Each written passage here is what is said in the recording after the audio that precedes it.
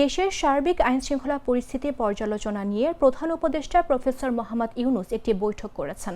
এ সময় আসন্ন জাতীয় সংসদ নির্বাচনের আগে যে কোনো মূল্যে আইনশৃঙ্খলা পরিস্থিতি স্বাভাবিক রাখতে হবে বলে মন্তব্য করেছেন অন্তর্বর্তী সরকারের প্রধান উপদেষ্টা ডক্টর মোহাম্মদ ইউনূস।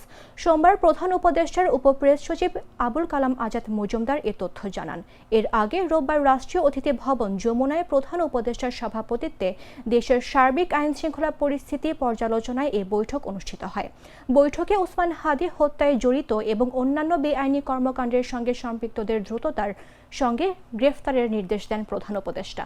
এছাড়াও বিএনপির ভারপ্রাপ্ত চেয়ারম্যান তারেক রহমানের দেশে প্রত্যাবর্তন, আসন্ন বড়দিন ও ইংরেজি নববর্ষ উদযাপন উপলক্ষে গৃহীত নিরাপত্তা সংক্রান্ত পদক্ষেপ সহ বিভিন্ন বিষয় নিয়েও বিস্তারিত আলোচনা করা হয়।